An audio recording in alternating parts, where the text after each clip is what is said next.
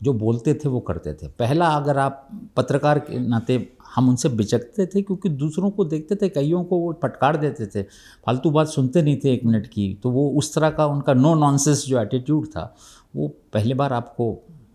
लेकिन फिर बाद में जब पत्रकारों से हम लोग बड़े देर में उनके पास आए, ये आखिरी खेप वाली जो उप मुख्यमंत्री पद उनका आया तब वो पत्रकारों से नज़दीक आने पाए, नहीं तो भाई साहब वो पत्रकारों से भी उनकी एक तरह की दूरी बनी हुई थी। ये अब दोस्ताना जब हुआ तो यारी और मजाक और वो सब भी उनका दूसरा रंग, दूसरा पहलू लोगों ने देखा। मैंने तो आखिरी समय पर बिल्कुल 1 साल भर पहले उनकी पार्टी के लिए भी कुछ प्रोफेशनल काम किया, डायरेक्ट नहीं किया, इनडायरेक्टली कोई एजेंसी मुझसे काम करवा रही थी, तो परिवार के भी नज़दीक आया। मैंने देखा किस तरह का परिवार है, पारिवारिक माहौल। एक परिवार से बगावत करने वाला व्यक्ति, अपने इतने बड़े विरासत से एक तरह का बगावत करने वाला व्यक्ति, वो अपने परिवार को कितना मानता है।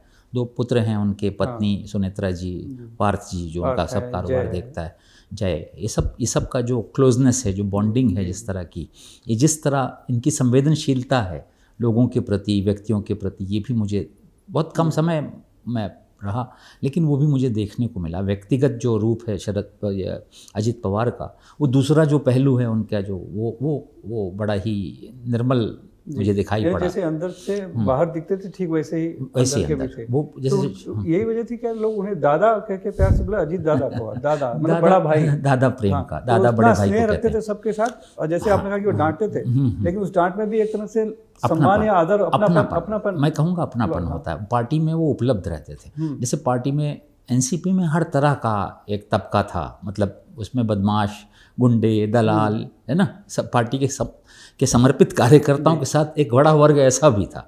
तो अजित पवार जब पहचान लेते थे तो बिल्कुल फटकार करके कई चीज़ों को छांट के अलग कर दिया करते थे, कईयों को साथ भी ले लेते थे। हर तरह के लोग भी उनके आसपास थे, जैसे सारे राजनेताओं के आसपास होते हैं, तो वो सब था।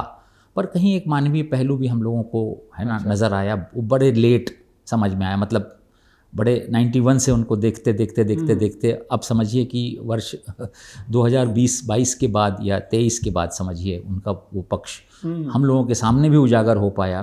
तो वो खेती में चले जाना, खेतों से बात करना, किसानों से चर्चा कर लेना, वो अलग तरह का एक व्यक्तित्व था, एक तरह का भूचाल भाई साहब राजनीति में।